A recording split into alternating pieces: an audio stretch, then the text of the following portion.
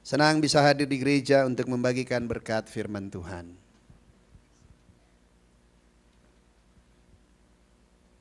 Mari kita langsung saja melihat firman Tuhan terambil dari 1 Yohanes 4.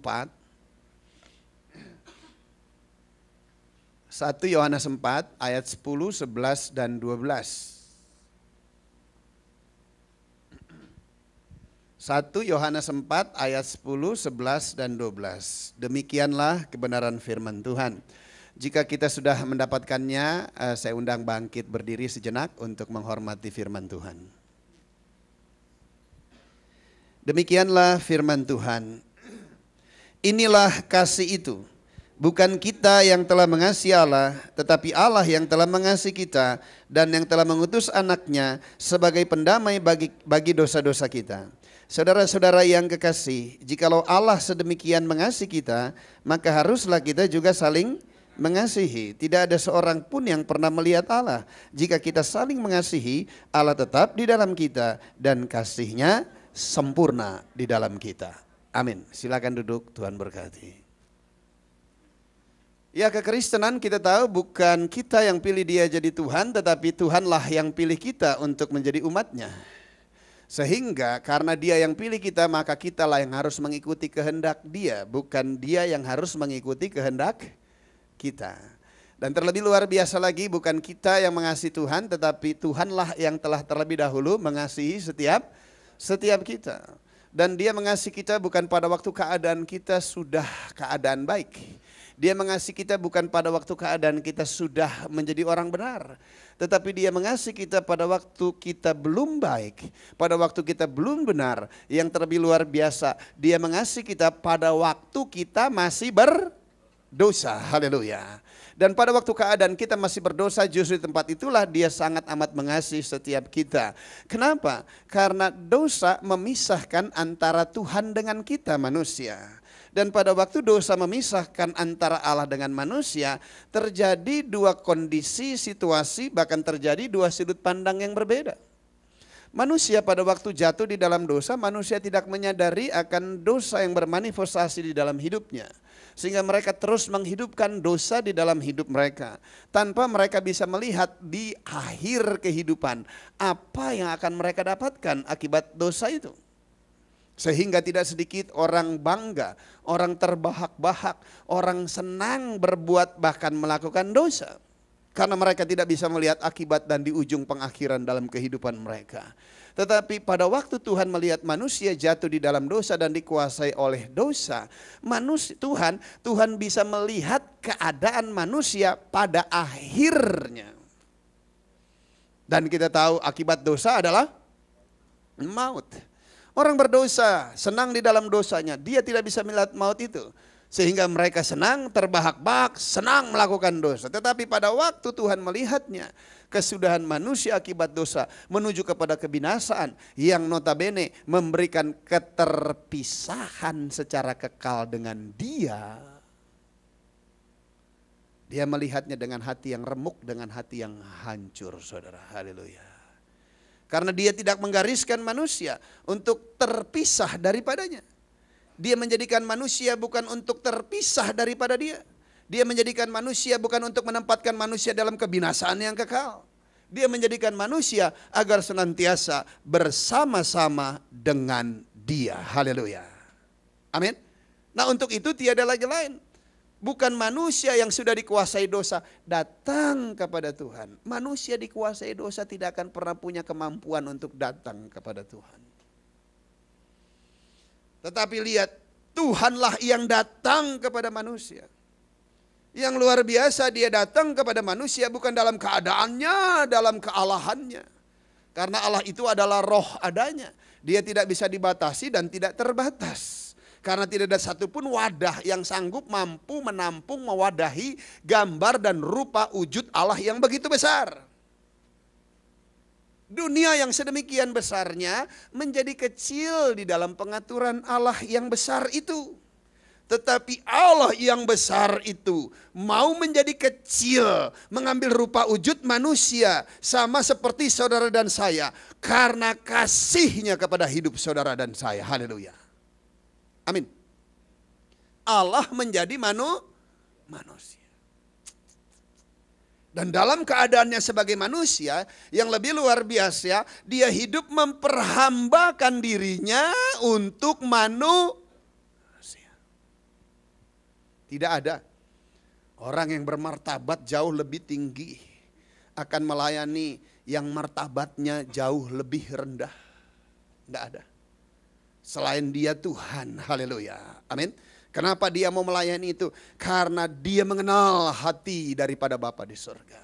Kenapa dia mau melakukan itu? Karena dia mengasihi Bapa di surga. Kenapa dia mengasihi Bapa di surga? Karena dia tahu Bapa mempunyai hati yang remuk, yang hancur pada waktu melihat ciptaannya manusia menuju kepada kebinasaan. Dan untuk itu saudara, dia mentaati karena kasihnya. Bahkan taat sampai mati ke atas kayu salib.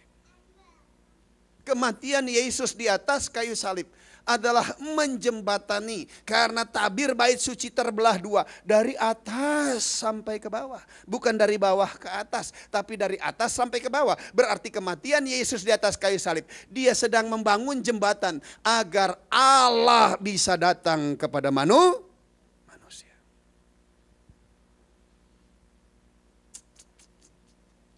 Siapa sih manusia yang didatangi Allah itu? Penting banget sih. Sehingga Tuhan berkata, engkau berharga, engkau mulia, aku Tuhan Allahmu mengasihi engkau. Untuk bisa memperjumpakan dirimu yang dalam keadaan berdosa, Yesus harus mati di atas kayu salib yang membangun jembatan supaya aku bisa datang kepadamu. Bukankah engkau berharga dan engkau mulia? Siapa sih manusianya? Bilang sama sebelahnya, gue. Amin. Amin. Amin. Saya. Kalau Tuhan untuk bisa menghampiri saudara, dia melakukan pekerjaan dan yang luar biasa seperti itu. Betapa Tuhan sangat amat mengasihi saudara dan saya. Haleluya. Amin. Gak peduli orang mau ngasihi kita, gak peduli cuek bebek. Yang penting aku tahu Tuhan mengasihi aku. Berikan tepuk tangan. Haleluya. Amin. Saudara yang saya kasih dan dikasih, ini merupakan sesuatu yang luar biasa. Banyak orang, mungkin ada orang yang mau mati untuk orang benar. Banyak orang mau mati untuk orang baik. Tetapi tidak ada satupun mau mati buat orang jahat, orang tidak benar, apalagi orang berdosa. Wih, nggak ada yang mau. Yang ada Tuhan turun dari langit api, bakar tuh orang. Haleluya. Amin. Nggak ada tuh. Tapi Tuhan, saudara, dia mau mati bagi kita pada waktu kita masih berdosa. Dan hal inilah yang menikam hati kita. Sehingga kita menjadi pribadi yang berhutang kepada Tuhan. Dan akibatnya pada waktu dia mati di atas kayu salib dan dia menyatakan dirinya kepada kita, maka kita mengalami hidup yang berubah, saudara. Dari yang tidak beribadah menjadi beribadah. Dari yang tidak percaya menjadi percaya. Dari yang buta karena tidak bisa melihat dia sekarang telah dicelikan. Kita bisa melihat apa yang tidak bisa dilihat oleh manusia yang lain. Amin. Orang cuman berkata, ayo Tuhan, Tuhan, Tuhan, Tuhan, Tuhan, Tuhan, Tuhan, Tuhan. Tapi sekarang kita bisa melihat Tuhan Yesus. Berikan tepuk tangan, haleluya. Dan apa yang kita lihat telah terekam di dalam jejaknya kepada kita. Amin. Dan apa yang dia telah nyatakan sehingga kita bisa melihat, itu terekam jejaknya di dalam hidup kita. Di mana Allah pertama sekali mengalami perjumpaan dengan engkau.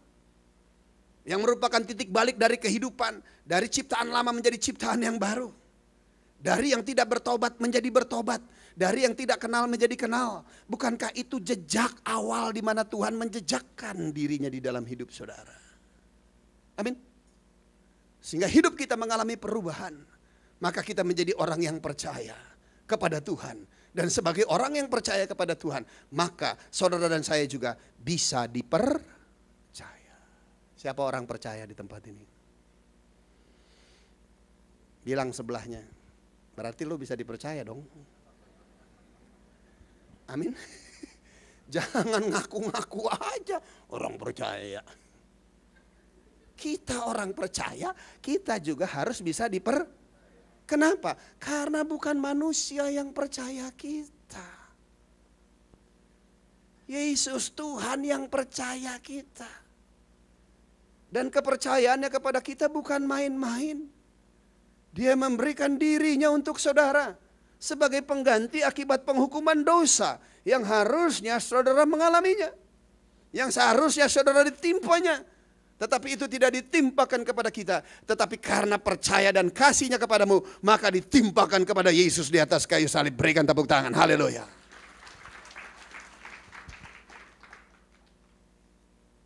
Dan sekarang sebagai orang percaya yang Tuhan mau, Anda menjadi pribadi yang bisa dipercaya. Tujuannya apa? Anda menjadi pribadi yang bisa dipercaya untuk mempercayai Tuhan di dalam hidup saudara. Tuhan tidak akan mempercayakan dirinya kepada saudara jika dia tidak punya keyakinan bahwa saudara tidak bisa dipercaya. Dan kalau sekarang saudara menjadi orang percaya, maka Yesus punya keyakinan, Yesus punya iman bahwa saudara adalah pribadi yang bisa dipercaya untuk mempercayai Dia sebagai Tuhanmu. Amin. Bilang sama sebelahnya, Yesus aja beriman sama saya bisa percaya sama Dia, apalagi saya. Haleluya. Berikan tepuk tangan buat dia. Karena pada waktu kita mempercayai Tuhan, kita sedang mempermuliakan Dia.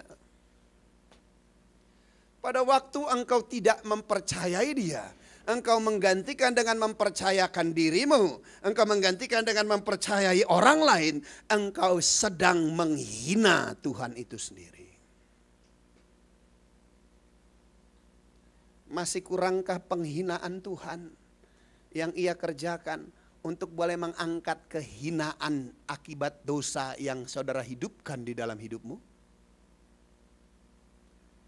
Tidak ada kematian yang lebih terhina daripada kematian Yesus di atas kayu salib. Waduh, dia diludahi, dimahkotai duri, dicambuk 39 cambukan. Dan harus memikul salibnya di jalan Via Dolorosa. Saudara yang saya kasih dan dikasih Tuhan. Kita ke Israel yang sehat aja kadang-kadang mikulin replika salibnya di jalan Via Dolorosa.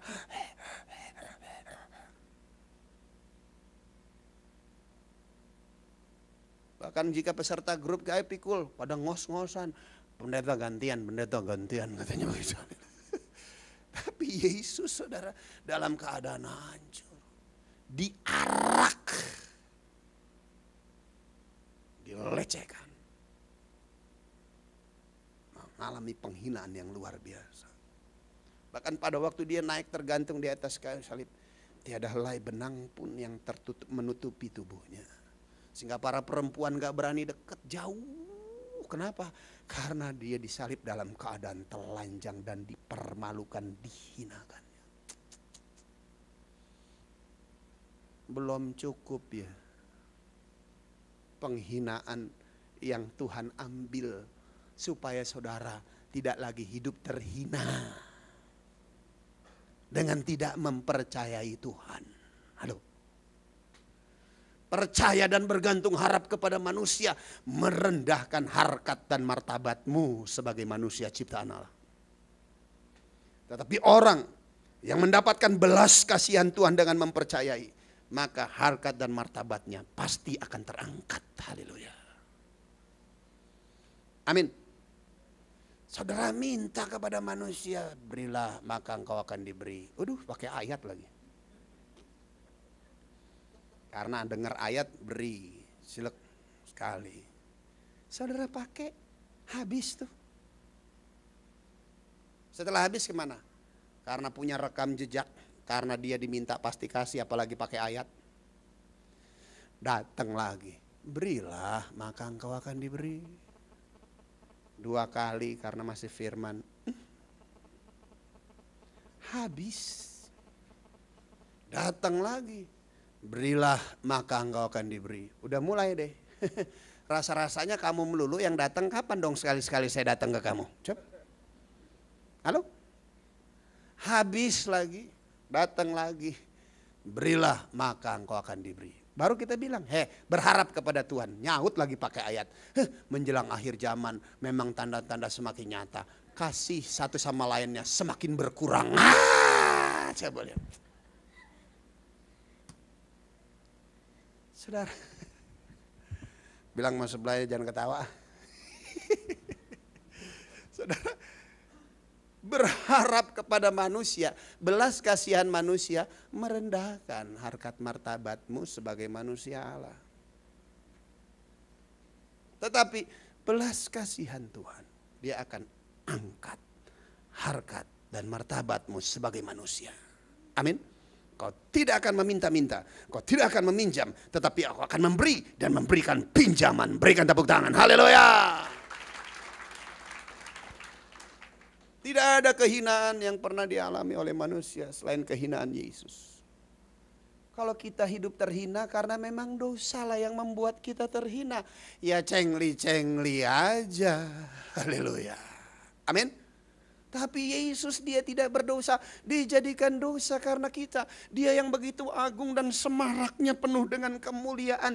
Tetapi dia mati dengan cara yang amat terhina, ternista, terdina. Aduh. Buat saudara sih gak terlalu berarti kali ya. Buat saya, waduh Tuhan. Saya bisa berdiri di mimbar yang kudus. Diberikan kekuatan berdiri. Diberikan kemampuan berkata-kata. Diberikan hikmatnya. Kalau melihat masa lalu dan latar belakang saya, wah betapa terhinanya. 17 tahun jadi candu narkoba. Aduh. Mana ada candu narkoba penuh kemuliaan darah Yesus. Nggak ada. Hidup penuh dengan dinamika kriminalitas di dalam hidupnya.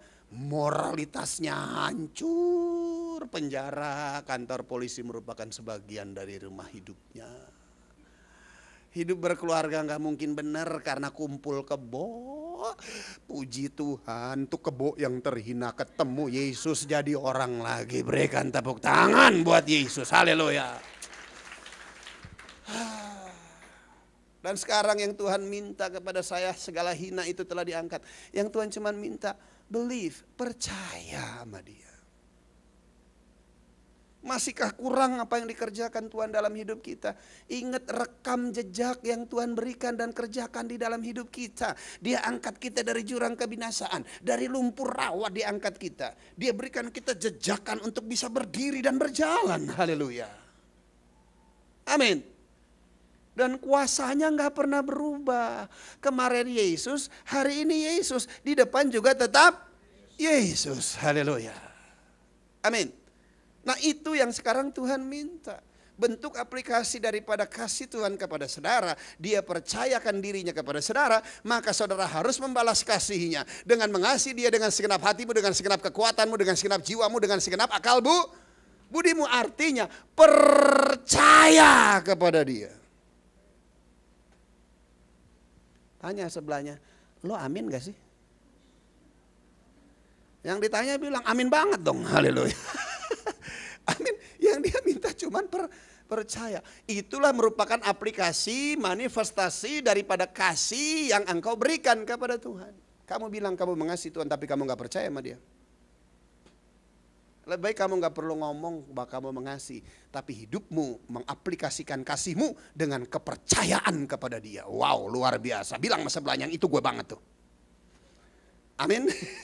Nah saudara yang saya kasih dan dikasih. Kalau Tuhan sedemikian rupa sangat amat mengasihi saudara, mengangkat hidup saudara, memperbaharui hidup saudara, dia memberkati sepanjang hidup saudara, memberikan janji kudus dan kekal bersama-sama dengan dia.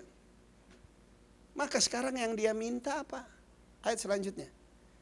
Saudara-saudara yang kekasih, jikalau Allah sedemikian mengasihi kita, maka apa katanya? Haruslah kita juga saling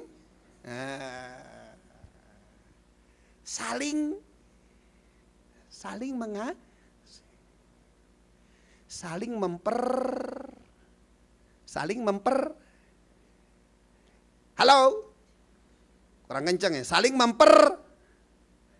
nancep, berarti tadi masih nempel di kepala saudara, haleluya. Saling mengasihi itu artinya saling mempercayai. Pendeta nggak tahu aja. Yang model sebelah saya mana bisa dipercaya. Halo? Iya pendeta. Pendeta nggak tahu aja. Walaupun dia ngomong gitu, padahal dia yang paling nggak bisa dipercaya tuh. Padahal dulu waktu pacaran pendeta, saya tanya, you love me gak sih? I love you.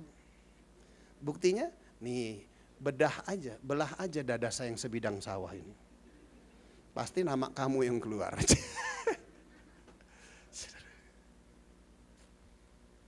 Saling mengasihi adalah saling mempercayai. Bilang kepada sebelahnya, I believe you. Ya, aku percaya engkau sayang. Kalau itu suami atau istrimu ya. Kalau baru ketemu di gereja karena baru naksir terus sayang-sayangan, awas, jangan. Amin. Aku percaya, haleluya. Dan bisa mempercayai orang lain, maka kita harus juga percaya akan kasih Tuhan kepada kita. Nah, untuk bisa mengasihi Tuhan, Tuhan minta agar kita bisa mengasihi sesama kita. Namun Alkitab berkata, kasihilah sesamamu sebagaimana engkau mengasihi dirimu sendiri. Amin. Mustahil bin mustajab. Jika engkau tidak mengasihi dirimu, engkau bisa mengasihi sesamamu. Mustahil. Jika engkau tidak mempercayai dirimu, mempercayai Tuhan, engkau bisa mempercayai sesamamu. Tuhan minta agar kita mengasihi diri kita lebih dahulu. Buat yang perempuan atau ibu-ibu, orang yang mengasihi dirinya sendiri, dia tidak menyimpan dendam, kekecewaan, akar kepahitan, kebencian, kedengkian. Bagaimana mungkin orang yang menyimpan kebencian bisa mengasihi sesamanya? Karena mengasihi sesama, mempercayai itu tertutup dengan kebencian itu. Gimana ya contoh? Oke, ini orang. Tuhan minta kita mengasihi. Tapi ada kebencian di hati kita. Yang mentok duluan kira-kira kasih atau benci? Bilang sama sebelahnya, sadar gak sih lo? Halo. Yang mentok bencinya, bukan kasihnya. Di gereja kadang-kadang, haleluya, aku mengasihi engkau. Keren banget tuh kasih di gereja. Begitu keluar ngomong, bagaimana sih laki lo, bini lo, gue benci banget sama dia. Darah Yesus. Saudara, gimana bisa? Bilang sama sebelahnya, komputer aja yang hang dan error, haleluya, amin. Tapi kalau hati dan pikiran lo gak boleh error. Orang yang menerima kasih Allah, Roh Kudus ada dalam hidupnya, maka buah roh bermanifestasi. Kasih, damai sejahtera, sukacita, kesabaran, kemurahan, kebaikan, kesetiaan, kelemah lembutan, dan penguasaan diri. Masa ya salah satu aja gak ada, kan kelewatan. Haleluya. Pendeta gak tahu aja sih, suami saya udah nyebelin ya minta ampun. Yang kayak begitu mah jangan diampunin Pak Pendeta. Apa? Saya lagi berdoa nih biar malaikat turun api dari langit buat bakar dia. Jangan saudara, haleluya. Gak bisa. Amin. Kalau Anda bisa mengasihi saudara sendiri dengan tidak membiarkan segala kebencian, dendam, kekecewaan, akar kepahitan, roh tidak bisa mengampuni bermanifestasi dalam hidup saudara, maka saudara akan bisa mengasihi orang lain. Dan mengasihi orang lain bukan orang yang jauh dulu, terlalu mantap kalau yang jauh seminggu sekali ketemu, Shalom Tuhan Yesus berkati. Malaikat bilang, ulah tuh suara merdu banget, haleluya. Tapi buat orang-orang yang Tuhan dekatkan dengan kita. Hai istri, hai suami, kasihlah istrimu. Hai istri, tunduk jangan tanduk suamimu.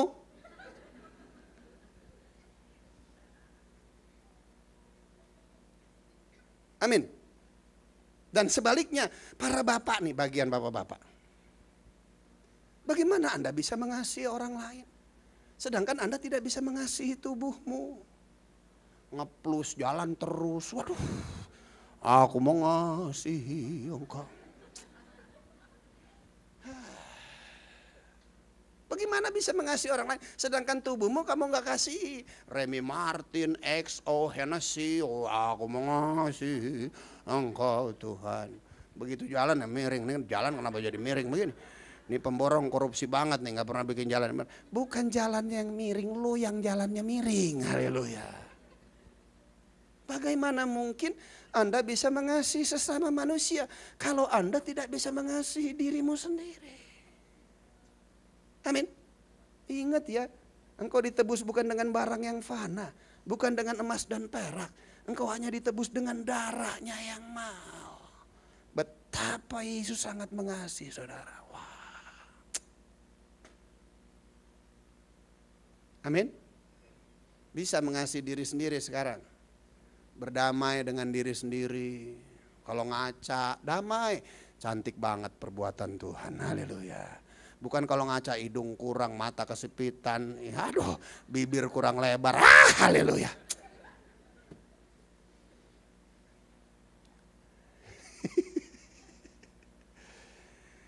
Kalau orang Chinese sipit ya itulah cantiknya. Amin. Orang Chinese belok begitu kan aneh darah Yesus. Ya kalau orang Chinese ya memang sipit. Kulitnya putih, rambutnya lurus, kan begitu. Amin. Chinese matanya belok, rambutnya keriting, kulitnya hitam, serem juga. Halo. Kan repot ya. Kalau itu terjadi ya karena mainnya di pantai terus sih, jadi kena matahari terus, itu aja karena faktor cuaca dan kimia bisa berubah. Tapi naturnya orang Chinese tuh putih, ratanya sih sipit, bibirnya tipis. Kenapa matanya sipit? Ngitung duit melulu soalnya. Gak bisa lewat, gopetun juga gak lewat, haleluya. Kenapa? Karena sipitnya itu lirikan matanya gak kelihatan, haleluya. Jangan saudara pikir matanya ke situ terus dia nggak lihat yang kanan kiri. Oh, ketutup sipit, kelihatan set, mana lo? Saudara yang saya kasih dan dikasih Tuhan. Amin. Berdamai dengan diri sendiri, punya waktu ya untuk diri sendiri. Punya waktu berdiam diri, renungkan hadirat Tuhan. Amin. Jangan terlalu banyak sibuk. Mana sih sibuk? Duit mulu di Uber capek lagi. Amin. Biar duit Uber kita lah. Jangan bekerja untuk duit, kita suruh duit kerja buat kita. Amin. Bagaimana caranya? Ya banyak baca firman lah supaya kamu dapat hikmat. Ya ntar lah, bicara itu biar seminar-seminar lah, repot bagaimana caranya uang bekerja buat kita ya. Undang aja lah sono toko motivator. Karena harus punya waktu sedikit, amin, untuk bisa, karena ini ibadah raya, haleluya. Nah saudara yang saya kasih dan dikasih Tuhan, berdamai, mengasihi diri saudara sendiri, maka saudara bisa mengasihi orang lain. Jangan terlalu banyak sibuk yang membuat saudara stres. Apalagi saudara tidak mempercayai Tuhan, sudah mengandalkan kekuatan kemampuan sendiri, saudara stres.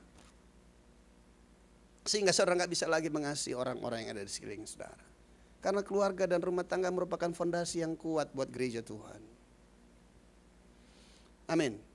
Jika keluarga, rumah tangga, pernikahan sehat, maka gereja sehat. Gereja sehat, kota sehat. Kota sehat, bangsa akan sehat. Haleluya. Kita lihat, bangsa jadi nggak sehat. Kenapa? Karena pernikahan, perkawinan mereka sepelekan. Kita anak Tuhan, saudara yang saya kasih, dan menikah cukup satu. Satu aja, haleluya. Amin. Amin. Dan selanjutnya, setelah kita mengasihi sesama kita manusia, coba ayat 12.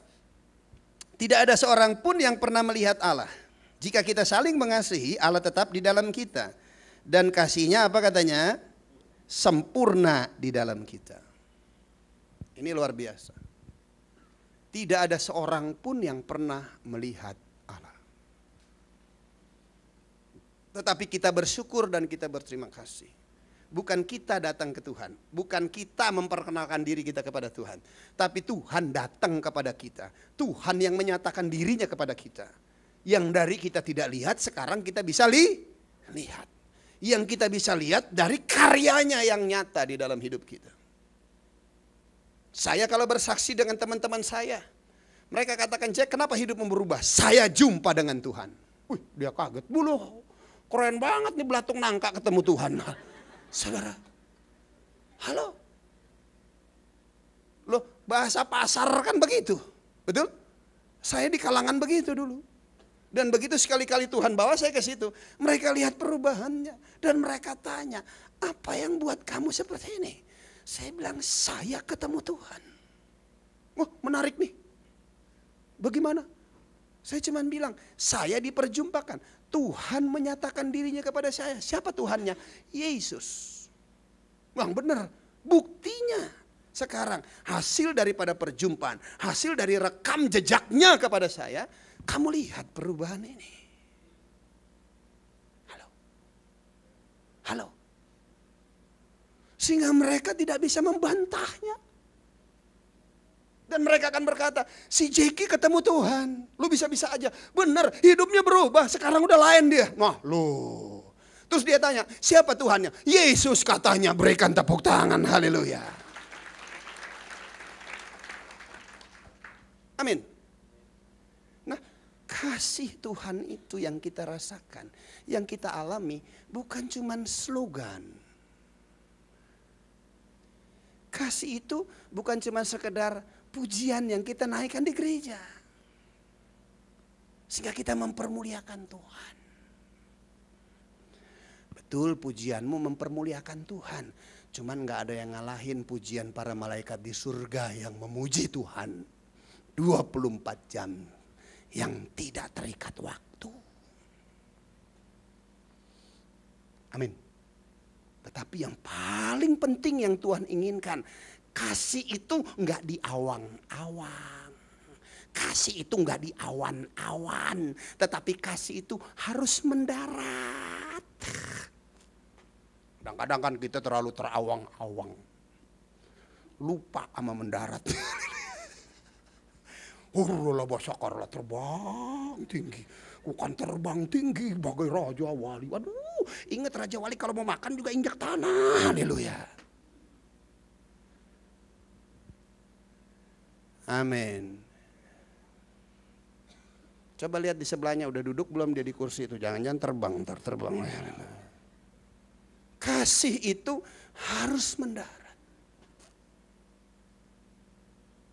Karena orang tidak bisa melihat apa yang kita lihat. Dan mereka harus bisa melihat apa yang kita lihat, yaitu Tuhan. Tuhan itu kasih adanya. Dan kasih itu harus diaplikasikan sebagaimana dia mengaplikasikannya kepada kita. Karena Allah itu adalah Allah yang setia. Jika ada kesetiaan, maka Tuhan bermanifestasi dalam hidup saudara. Karena Tuhan kita adalah Tuhan yang setia. Sekalipun kita enggak setia. Tetapi dia tetap setia. Nah, kalau kita mengalami kebaikan dan kesetiaannya, maka tidak ada satupun manusia pada waktu dia mengalami kesetiaan yang begitu dalam, dia tidak akan membalas kesetiaannya. Kita semua adalah orang yang berhutang, yang mau membalas semua kebaikan dan semua kesetiaan Tuhan kepada kita. Cuman kita gak akan mungkin bisa membalas kesetiaan ilahi dengan kesetiaan kita sebagai manusia. Dan Tuhan memberikan objeknya. Dia dekatkan kita dengan istri, dengan suami. Hayo, aplikasikan kebaikan dan kesetiaan Tuhan kepadamu. Dan engkau aplikasikan kebaikan dan kesetiaan Tuhan terhadap pasanganmu.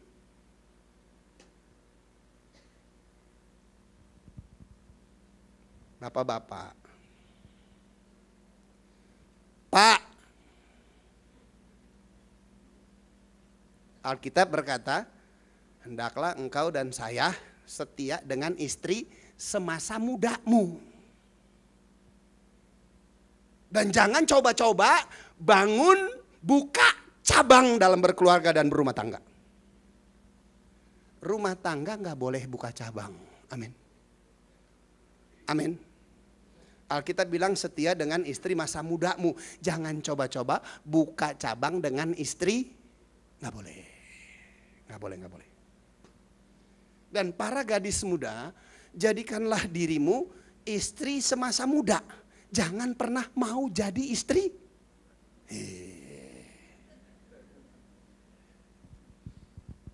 Jangan ketawa, serius nih. Amin. Awas, habis gimana Pak? Aduh, dia pede banget Pak. Apa itu pede? Percaya diri. Jangan takut, di gereja juga banyak. Nyanyi salah, nyanyi terus, pede banget dia, haleluya. Oh bukan itu Pak, dia pede banget kenapa? Penuh depositnya. Aduh. Kalau cuman penuh deposit saudara. Aplikasikan kebaikan dan kesetiaanmu terhadap istrimu. Karena Tuhan kita adalah Tuhan yang baik. Siapa yang mengalami kebaikan Tuhan? Amin. Dan apakah kebaikan Tuhan pernah berkesudahan? Tidak. Nah kalau kita mengalami kebaikan Tuhan, maka kita harus menjadi orang. Dan sebagai orang baik harus berbuat. Bilang mas sebelahnya, itu gue banget. Amin. Lo susah amat sih ngomong begitu aja, haleluya. Amin. Ucapkan dong yang baik buat diri saudara, haleluya. Dan selebihnya yang setialah dengan istri masamu. Berarti bapak-bapak yang dibutuhkan adalah kesetiaan. Pak udah gak tahan. Kapan kesetiaan itu bermanifestasi? Pada waktu saudara rasanya udah gak bisa setia. Tetapi saudara mempertahankan kesetiaan itu karena Tuhan setia kepada saudara. Itu disebut sebagai setia. Pada waktu lagi nyebelin, ngelihat kita udah kayak ngelihat ATM. Ibu-ibu kan dikit-dikit gaji bulanan. Nelfonnya dulu bukan waktu pacaran. Kalau nelfon pacaran, halo honey, I love you so much. Yalah, kita pria juga dengernya geli banget. Haleluya. Amin. Tapi begitu udah berkeluarga rumah tangga, dia lagi pergi, kita lagi kerja, cari duit, usaha bisnis, teleponnya mengerikan. Teleponnya keren banget loh, ngeri banget. Apa tuh? Pah. Yang. Udah panggilnya Pah Yang. Selebihnya dia bilang apa? Iya, laki ada beban letih sudah berberani sayang di mana. Oh dari sensi. Aduh sensi lagi. Terus ngapain?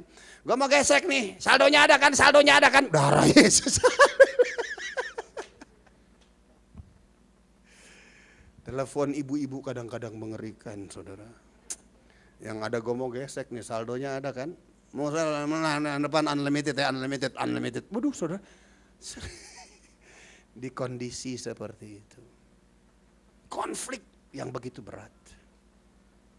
Keadaan yang sepertinya tidak lagi bisa terkendali.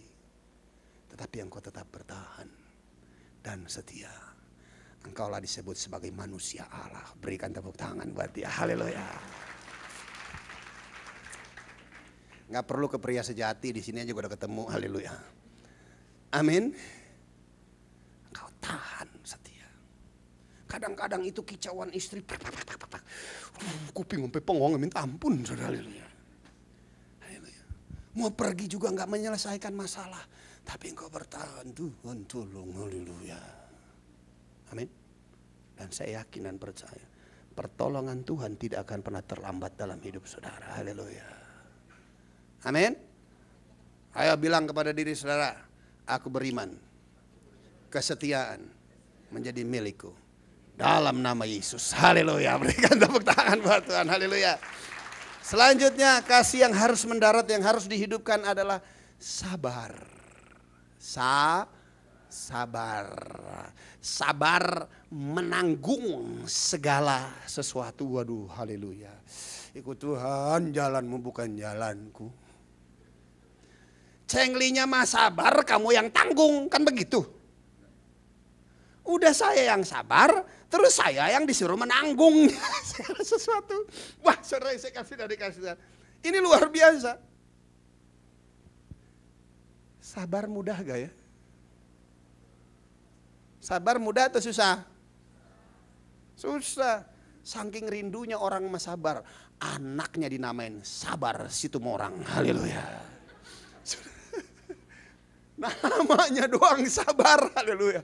Aduh, kadang-kadang orang kasih nama ampun deh, haleluya. Ada Sabar Situmorang, bangga banget lagi.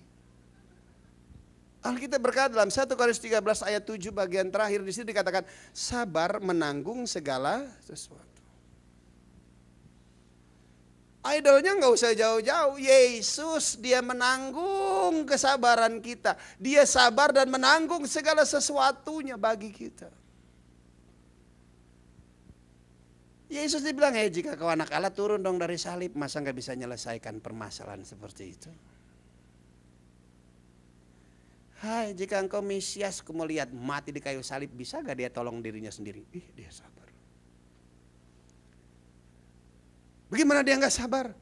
Petrus begitu ditanya, bukankah dia gurumu? Sungguh gue gak kenal yang kayak begitu. Petrus loh. Bagaimana dia gak sabar? Murid-muridnya lari semua. Dan Farisi ahli Taurat berkata, kau ditinggalkan murid-muridmu kan? Mana. Dia dipukul, tentara Romawi gelepak, kedebuk katanya. Terus tentara Romawi, ayo coba lihat siapa yang pukul lo, siapa yang pukul. Katanya Tuhan, masa gak tahu? Coba lihat saudara. Aduh ngeri. Dan dia tergantung di atas kayu salib. Dia sabar, menanggung segala sesuatu. Kenapa? Because he love you. Karena dia mengasihi saudara dan saya. Amin. Dan lihat buah daripada kesabaran. Sekarang saudara diselamatkan. Dan lihat buah dari kesabaran dipraktekkan kepada Abraham. Abraham sabar menantikan janji Tuhan sehingga dia tidak pernah kehilangan upahnya. Dia hidup di dalam janji Allah. Dan di sepanjang hidupnya tidak ada janji Allah yang tidak digenapi dalam hidupnya. Haleluya. Amin. Dan coba saya tarik aplikasikan dengan kehidupan saat ini. Saya punya teman beda-beda tipis sama saya masa lalunya. Cuman bedanya dia menikah, dulu saya belum. Di dalam pernikahannya dia buka cabang 1, cabang 2, cabang 3, cabang 4. Kelewatan juga, haleluya. Saya tanya kenapa sih lu buka cabang? Ya karena turunan. Bapak gua aja bininya 6. Cuy lu bangga lagi darah Yesus. Saya bilang yang model begitu lu bangga darah Yesus. Ya dong, bapak gua bininya 7. Sekarang gua juga kan paling enggak minimal 4 lah, haleluya. Gak bisa. Kutuk turunan dipatahkan dalam nama Yesus, amin. Dan apa yang terjadi? Istrinya mengalami kepahitan. Dia pulang ke rumahnya, rumah itu cuma sekedar jadi laundry buat dia. Dia pulang cuma cuci bawa pakaian kotor. Dan dalam pulangnya rame ribut, istrinya belum percaya juga sama Tuhan. Akhirnya si mengalami kebencian, dendam, kekecewaan, terhina. Bapak-bapak, jangan coba selingkuh. Perempuan terhina, saudara. Selingkuh lagi, dikeren-kerenin, jinah, biar saudara tahu tuh, haleluya. Wong jinah ditutup bagus-bagus, selingkuh, darah Yesus. Sehingga nggak ada konotasi dosanya di situ. Jinah, saudara. Istrinya terluka, tersinggung, marah, geram, benci, dendam, kecewa. Dia nggak bisa aplikasikan, makan dalam, saudara.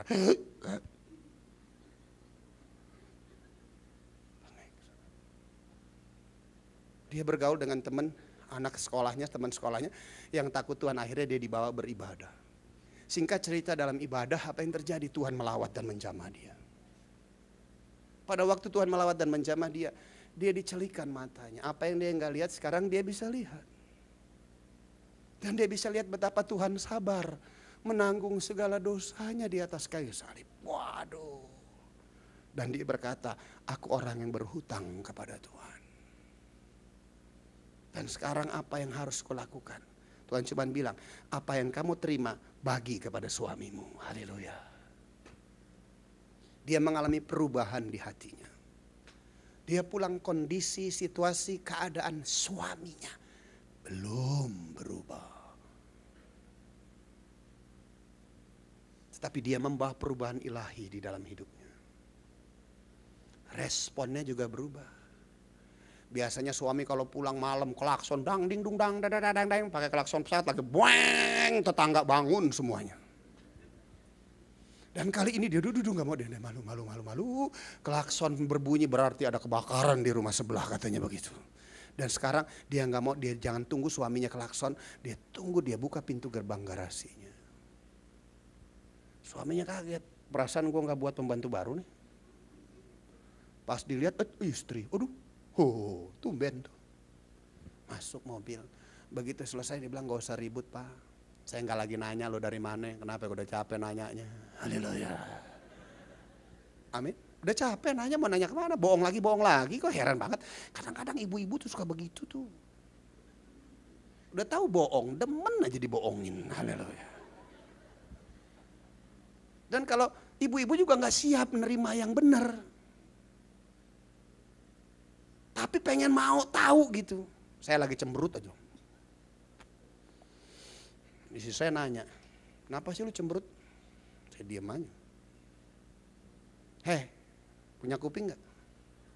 Makin diem. Ngomong dong, kenapa sih? Diem. Kalau memang salah kasih tahu dong, biar saya bisa memperbaiki diri. Sediem aja. Ngomong dong Pak, kenapa sih kalau diem? Kamu saya ngomong, mau? Gua empat sama lo. Coba lihat tuh. Mau tahu yang benar, tapi begitu yang benar disampaikan gak siap menerimanya. Udah tahu bohong, demen banget pengen dibohongin terus. Bilang mas sebelahnya, dulu itu gue dulu. Haleluya. Amin. Sekarang udah gak lagi. Haleluya. Dan apa yang terjadi saudara yang saya kasih dan dikasih. Begitu sang suami pulang dia gak banyak tanya. Dia cuma bilang, Pak, air panas sudah tersedia untuk kamu mandi. Kaget lagi. Dia bilang, awas saya KDRT loh, nyiram orang pakai air panas, gak boleh katanya. Dia bilang, enggak sayang, aku gak akan mungkin nyiram kamu pakai air panas. Itu air panas memang udah siap buat kamu mandi. Suaminya sedikit gak percaya, dia lihat kamar mandi, iya betul, air panasnya sudah tersedia. Dia mandi, selesai mandi, jebur, selesai dia keluar dari kamar mandi. Terus istrinya bilang, shh, udah gak usah ribut. Biasanya keluar mandi buka orang, cari masalah, cari ribut, supaya pas ribut dia bilang, tuh kan ribut dulu di rumah ini, gue jalan dah. Supaya dapat izin exit. Kali ini istrinya bilang, Pak gak usah ribut. Kenapa sih? Semuanya telah tersedia. Bajumu, celanamu, baju dalam, pakaian dalam, kaos kaki, sepatumu sudah tersedia. Silakan dipakai kalau memang mau pergi lagi. Haleluya. Loh, diributin juga pergi. Sekali-sekali gue dandanin lo pergi dah. Haleluya. Amin. Cuman memang dasar buta, nggak bisa melihat apa yang terlihat. Karena buta. Jika itu suamimu bilang kamu udah nggak buta lagi sayang. Haleluya.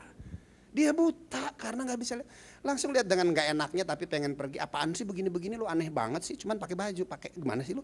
Aneh banget sih lu. Ih, pakai begini-begini banget. Dia lah, rela banget sih lu sekarang gue pergi. Coba lihat. Dia pergi, tapi istrinya nggak tahan nganter suaminya pergi. Karena dia tahu suaminya buka cabang. Dulu dia antar suaminya, tapi dengan apa? Sumpah, serapah, dan serepet, saudara. Memang dasar lo, laki gak tahu diri lo, gelarnya aja juga buaya lo. Gue juga nyesel, emak gue udah bilang gak boleh kawin sama lo. Ternyata gue udah kawin sama lo, gue nekat sama lo. Dasar lo, laki gak bisa dipercaya lo. Lo buka cabang ke sana, uang belanja bulanan gak pernah datang ke gue. Dasar lo, gue tumpahin lo, gue sumpahin lo. Sumpahin banget. Suaminya terus bilang, terus lu serapahin, jadilah sesuai dengan yang kau serapah, katanya. Tapi kali ini enggak. Dia enggak antar suaminya, tapi dia sujud berlutut dan dia berdoa. Dan dia berdoa, dia lepaskan berkat kepada suaminya. Dia berdoa, Tuhan selamatkan suamiku. Kenapa? Karena dia sedang menuju kebinasaan. Dia tidak melihat apa yang tidak terlihat yang sekarang saya sudah lihat. Dia enggak sadar kemana dia sedang pergi. Tuhan mohon belas kasihanmu atasnya. Wah, doanya berubah, saudara. Memang gak langsung tos cespleng, ada waktu. Tetapi dia terus di dalam konsistensi dan konsisten di dalam sabar menanggung segala sesuatu. Kuncinya apa? Dahulu saya kuat tidak sabar, sekarang saya harus kuat dalam kesabaran. Haleluya. Dan akhirnya suaminya mulai lunak dan tanya, kenapa sih, siapa sih yang buat kamu begini? Dia cuma bilang Yesus. Suaminya masih ngeledek lagi yang gondrong ya. Karena dia bukan orang percaya. Tapi nama Yesus yang disampaikan. Dan sabar menanggung segala sesuatu yang diaplikasikan. Allah tidak membiarkan dirimu dicobai melewati batas kekuatan dan kemampuanmu. Amin. Pada waktunya Roh Kudus bekerja menyergap dia. Di tengah perjalanan Roh Kudus menyergap dan dia bertobat. Apa yang tidak dia lihat, sekarang Roh Kudus mencelikan matanya sehingga ia bisa melihat bahwa enggak mungkin istriku mengalami perubahan karena dia kenal benar istrinya. Tetapi sekarang istrinya mengalami perubahan dan istrinya berkata bahwa Yesus yang merubah, berarti itu adalah Tuhan. Haleluya. Amin. Dan pada waktu matanya tercelikan dia bisa melihat Tuhan. Lihat Yesus melawat dia. Dia menangis sejadi-jadinya. Dia enggak terus lagi ke cabang-cabangnya. Tetapi dia kembali pulang ke rumahnya. Dan dia dapati istri yang sedang berdoa. Dan dia berlutut tersimpuh. Dia berlutut, dia berdoa. Dia cium kaki istrinya. Haleluya. Amin. Dan istrinya memeluk dia. Mereka menangis sejadi-jadinya. Dan terjadilah kebangunan rohani di tempat itu. Haleluya. Amin. Dan selebihnya, bukan istrinya begitu suaminya pulang terus suaminya sayang terus suaminya makanya istrinya nggak begitu, saudara, nggak begitu. Dia peluk, saudara, dan kebangunan rohani terjadi. Dan sekarang dia menjadi tokoh doa nasional, dia menggembalakan jemaat Tuhan. Dan kalau saya diundang ke gerejanya, temu istrinya, saya tanya bagaimana suami sekarang, waduh Jack, dia menjadi suami yang membanggakan. Terus dia menjadi ayah yang membanggakan. Dan sekarang cucu-cucunya bangga banget sama dia. Heran. Makanya Jack, lo nikah telat sih. Telat enggak, haleluya, amin. Kenapa? Karena cucu gua aja sama umur anak lo. Coba, dan saya tanya sama dia, kenapa bisa begitu tuh? Karena kamu yang berdoa ya buat dia. Dia bilang enggak. Bukan saya, Jack. Betul, casingnya gue, Jack. Tapi yang berdoa buat dia Roh Kudus yang ada di dalamku. Yang ngerubah dia Yesus, Jack. Berikan tepuk tangan buat dia. Haleluya. Amin. Yang terakhir, penerimaan. Penerimaan penting buat kita. Makanya nanti kalau menikahkan yang muda-muda tuh, pada nikahin kan pada ditutupin tuh selayarnya tuh. Sebelum berkatin buka dulu tuh selayarnya. Jangan setelah diberkati baru buka. Amin. Sebelum berkatin buka dulu selayarnya. Tanya sama lakinya, bener gak nih dia, gak salah kan? Haleluya. Amin. Kadang-kadang waktu menikah aja, aku menerima baik susah senang, sehat, sakit, kaya, miskin, hingga maut yang memisahkan. Ilah penerimaan mantap banget. Tapi setelah waktu di mana ada masa bulan madu, konflik dan pendewasaan, waduh,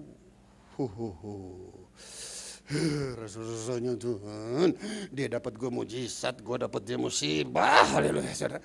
Gak bisa begitu, saudara. Gak bisa seperti itu. Jangan pernah menyesali apa yang telah Tuhan bangun dalam hidup saudara. Amin. Ada pepatah berkata, salah gunting rambut sebulan balik lagi bagus. Salah pilih pacar, putuskan saja. Tapi salah pilih suami atau istri, menyesal seumur hidup. Itu pepatah dunia. Tetapi kita sekalipun salah di dalam memilih pasangan, kita datang kepada Yesus yang sanggup mampu melakukan mujizat. Kenapa? Karena mujizat masih ada. Dengan cara bagaimana? Air tawar cucian kaki diubah menjadi anggur yang manis dan luar biasa. Berikan tepuk tangan buat Tuhan. Haleluya. Amin. Karena bagi Tuhan tidak ada perkara yang mustahil. Oleh sebab itu penerimaan penting. Waktu pacaran selalu yang baik saja sehingga kita bisa menerima. Tapi setelah menikah, aduh, dulu gue pikir ngorok, nggak ngorok, sekarang begitu tidur babi, pendeta jauh lebih keren. Aduh, waktu masih pacaran gue nggak tahu dia punya gigi palsu, tapi begitu udah menikah, begitu dia tidur, gigi palsu dia copot, begitu gue bangun tidur gue lihat, dah hilang giginya awak. Saudara, penerimaan penting. Sebagaimana Tuhan Yesus menerima kita dengan apa ada. Ya, bukan nyindir yang pakai gigi palsu, enggak. Amin. Saya cerita keponakan saya itu begitu. Istrinya ngeluh, ya ilah Om Jeki, aku nggak tahu Dia ompong. Dalam hati lo pacaran kemana aja lo. Tapi ya lah pacaran anak Tuhan kan sekalipun omplong, sekalipun omong pakai gigi palsu kan gigi palsu gak ketinggalan di mulut pacarnya. Amin. Amin. Anak Tuhan itu baru benar-benar pacaran anak Tuhan. Kenapa? Selama pacaran gigi palsu gak ketinggalan di mulut bibir pacarnya. Haleluya. Amin. Dia bilang saya gak tahu Om Jeki itu giginya. Terus gimana? Habis nikah, habis pemberkatan bobo. Besok pagi pas lihat itu ada gigi di sebelah.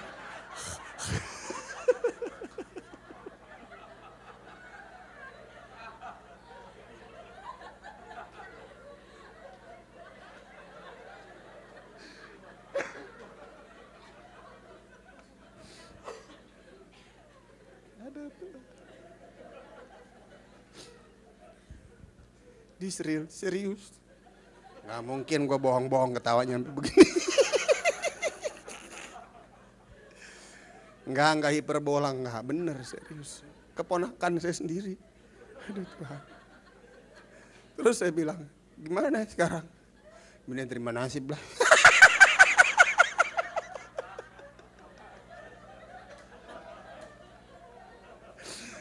Saya tanya, Den, kamu gak ngomong sama bini gigi?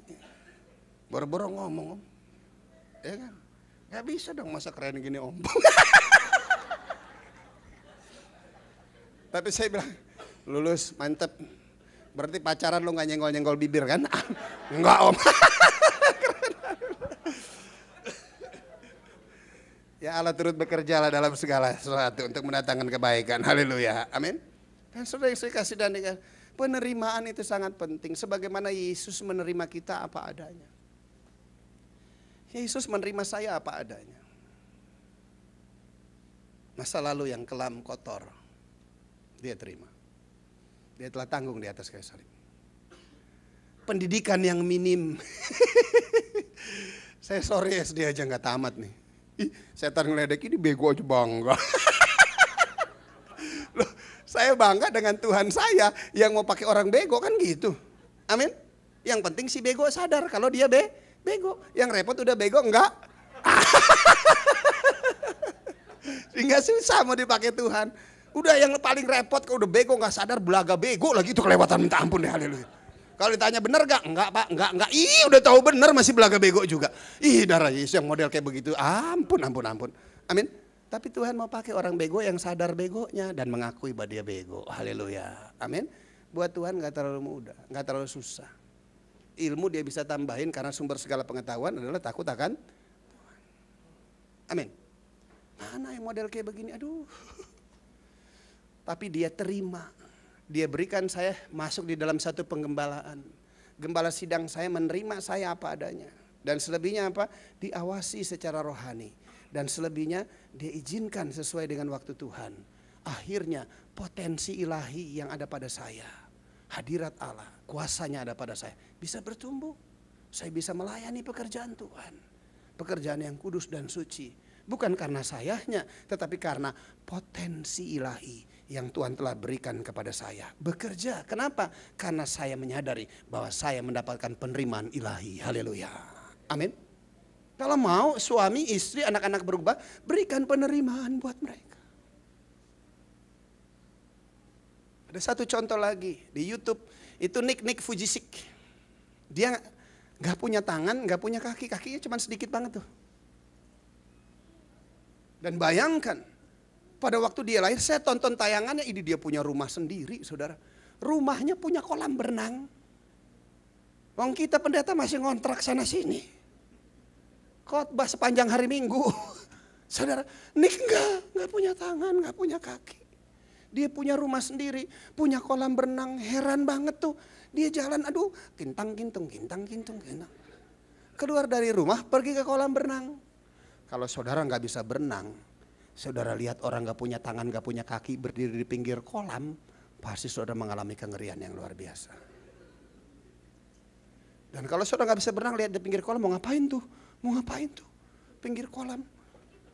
Dia nyebur saudara. Dia nyebur. Dia berenang. Aduh. Selebihnya dia hidup sebagaimana orang normal hidup. Dia menyelesaikan 2 jurusan di dalam kuliahnya, dia selesaikan dengan cum laude. Sekolah orang normal. Dia menjadi penasehat keuangan, membiayai dirinya sendiri. Dia menjadi tokoh motivator, bahkan dia pernah datang ke Indonesia. Sorot mata dan suaranya tidak mencerminkan bahwa dia adalah orang cacat yang dibutuhkan kasihan dari manusia. Kenapa itu bisa terjadi? Yang pertama, dia lahir dari keluarga yang utuh.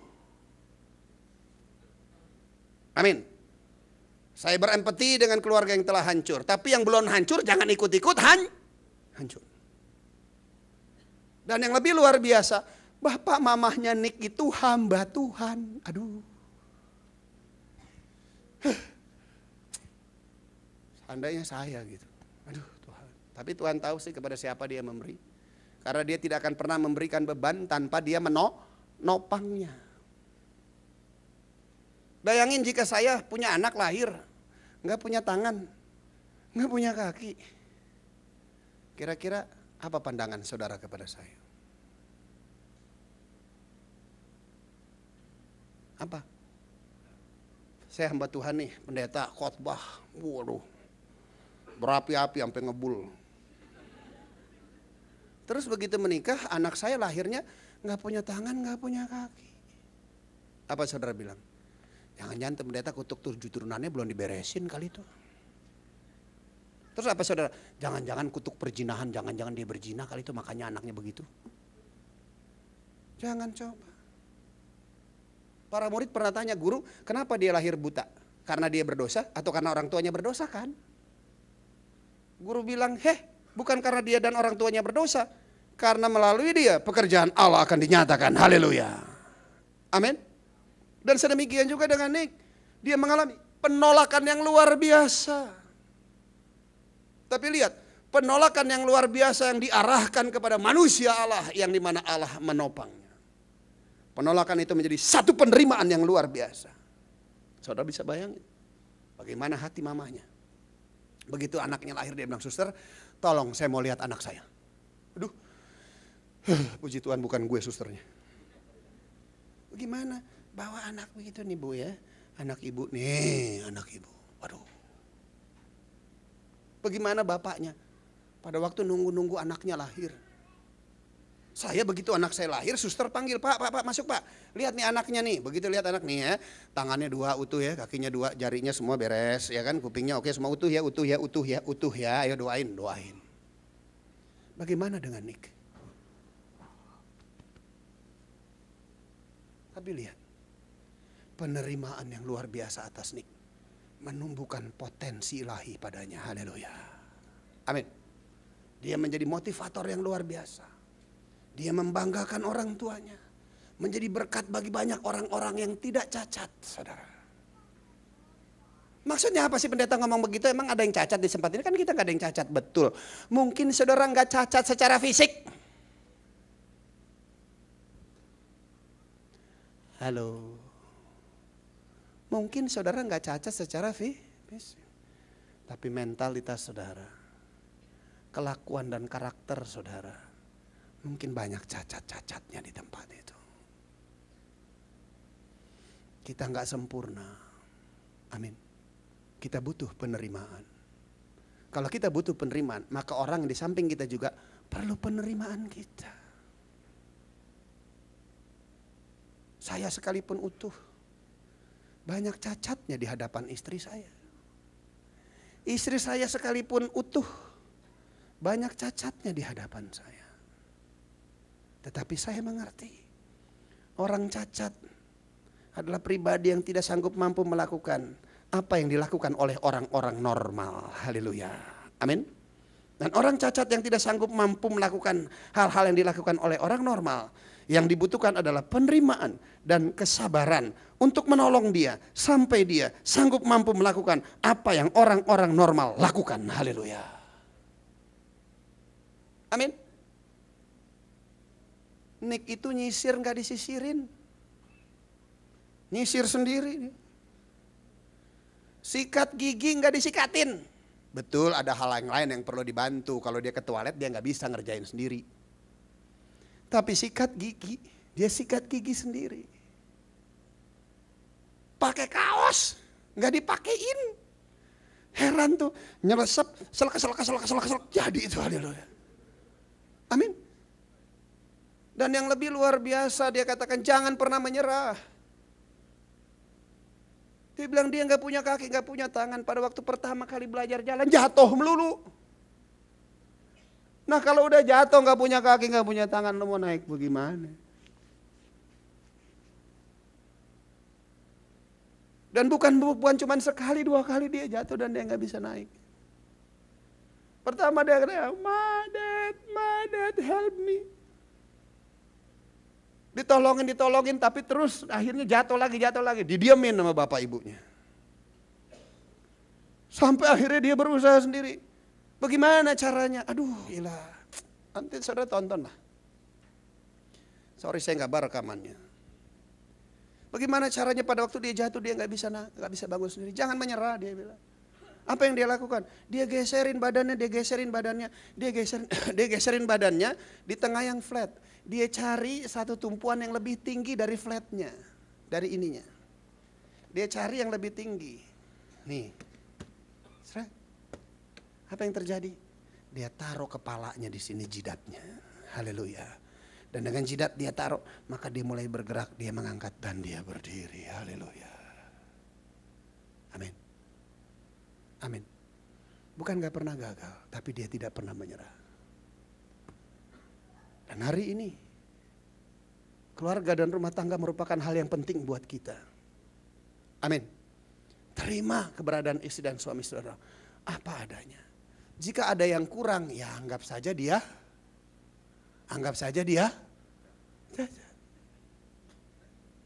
ngomel terus, cacat ngomel. Haleluya. Lawannya bagaimana? Ya diem. Supaya ngajarin dia supaya diem. Cacat apa? Belanja udah kayak masuk roh jahat. Haleluya. Itu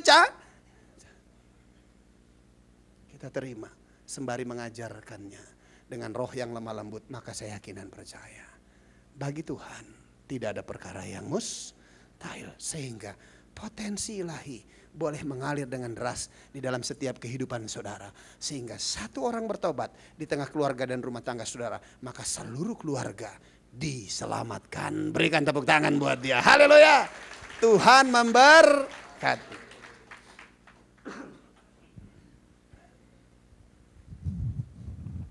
Ingat ya, kalau sesuatu yang kurang enak, ngebatin, jangan langsung bilang lo cacat sih ya.